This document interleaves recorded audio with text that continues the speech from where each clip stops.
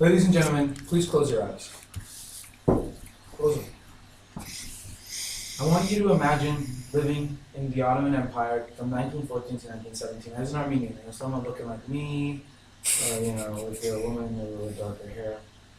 Now imagine your mothers and sisters being raped until they died. If not, imagine them being stripped naked and being used as target practice, as cheers go around.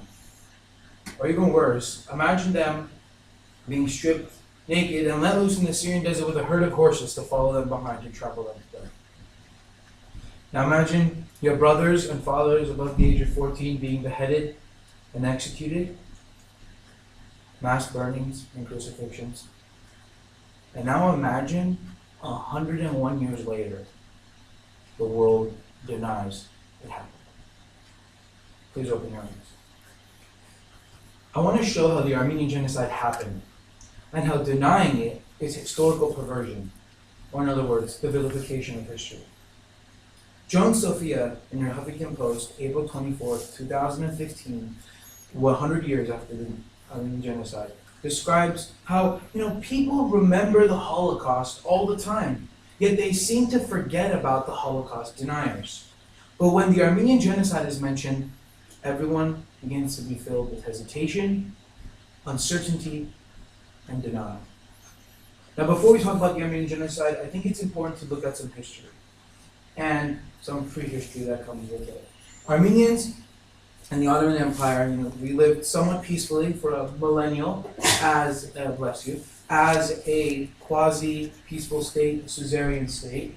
And during this time, Armenians were allowed to have some power, and according to Avakian Ara and Eugene Rogan, an Armenian historian and an American historian, Armenians had what was called the Armenian General Assembly and the Constitution of 1863. This was very important because it allowed for Armenians to get some more rights. And according to them, and according to the book A Journey Through History by Ara Avakian, the same author, he describes the map of Turkey, of the Ottoman Empire. The red you can see is the extent, the light red, and the dark red is where the Armenian genocide mainly happened. Armenia is located right there.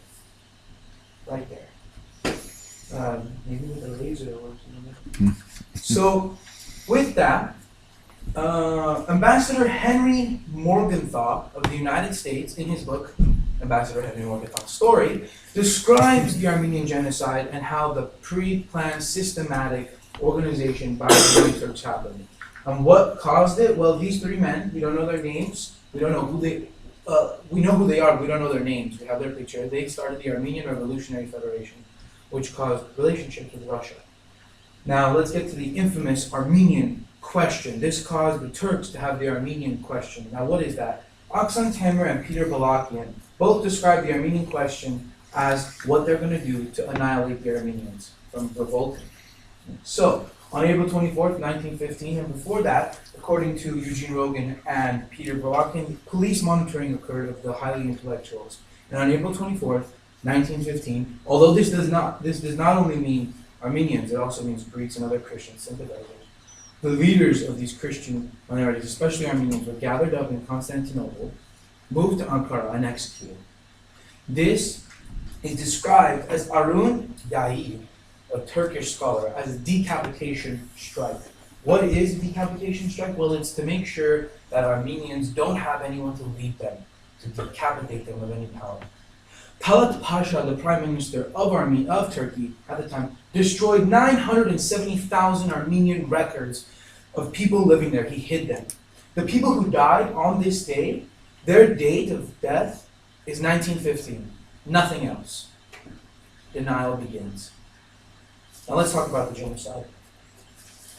Forgotten Fire, one of the most prolific books written by Adam Bagdasarian, he's a survivor of the Armenian genocide, describes the events. This is where the pictures come in, so please. Armenian men at the age of 14 or older were executed by beheadings and mass shootings, and these are Turks who are celebrating around the Armenian dead bodies and taking pictures to send to Talat Pasha and the other leaders. Not only that, they were burned at mass and beheaded with these huge walls of dead people of dead heads, and they would celebrate. And there's numerous pictures like this. And these pictures come not only from Eugene Rogan, but from Peter Bagdasarian in The Burning Tigris, which is right there, who describes the history of the Armenian genocide, especially when it comes to men. Why would Turks kill the men first? Why would they? Because it was to stop or prevent them from revolting against what was going to come next, the treating of women and children. In my opinion, and many other opinions, was the worst. Now, something I seemingly forgot to mention, Lieutenant Hassan Maruf, his name was on the board earlier, he was a Turkish lieutenant who in his memoirs writes about how he watched villages being burned, how he even himself orchestrated and went through with these plans. Still denied. Now, women. In Forgotten Fire, Adam Bagdasarian describes how he remembers his cousins being dehydrated for days, and then these children were taken to a river that the Turks had poisoned up above, and the Turks would manipulate them and saying, here's some water, drink, you've been dehydrated for days. And they take the kids to the river, and the kids would drink, while their mothers would be held next to the Turkish army, silenced as they watched their children die, but the mothers would not be able to scream or cry for fear of rape and mistreatment. Not only that, women and men were crucified for their Christian convictions. A lot of scholars call this the Muslim genocide against Armenian Christians.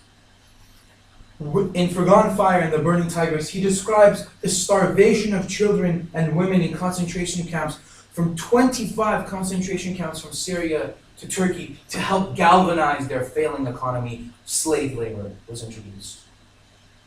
This is the only picture we have of a mass burning, and it was taken because rainfall came and stopped the burning, but these people are dead. This is by Arun Yair, a Jewish scholar, in his book, The Banality of Indifference. Talks about how Zionism is the leading cause, and we'll get to that in a second. But all of these scholars introduce the deportations. Now, denial.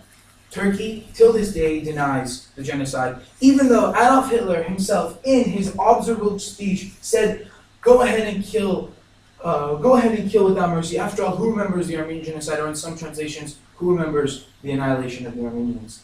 President Erdogan himself has categorically denied the Armenian genocide. Not only that, Armenians are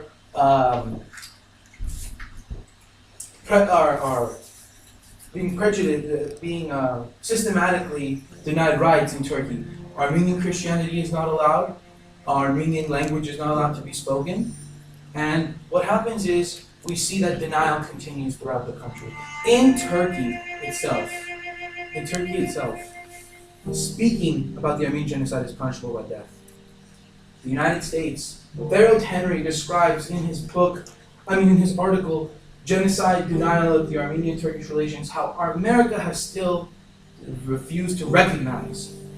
The question is denial versus non-recognition. But my question is, what's the difference?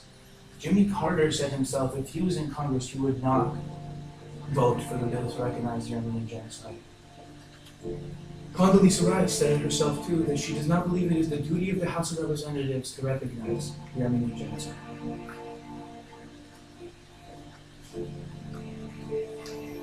So, Harold Henry, Joan Sophia of the Huffington Post, Turkish scholars and American scholars all describe this. What can we do? Well, we can sign this petition here to help recognize the Armenian genocide. And we can go every year on April 24th, the day the genocide began, and march in LA together with Armenians and African Americans and many other minorities to help get this recognized. Denying this genocide, which historians have called the second most studied genocide and also the first genocide in the 20th century, is a direct distortion of history. To teach otherwise is purposeful evasion of morality. Debate is fine, but to blatantly deny is immoral. I urge you all to help get this recognized, not only for the sake of remembering those who died, but for the sake of morality, to make sure that we stand on the right side of history, and that we do not uphold murdering millions of people to be acceptable. By refusing to deny a genocide, you are by de facto accepting the moral principle of killing millions of people to be acceptable. Denial. I urge you to stand with me against the forgotten genocide.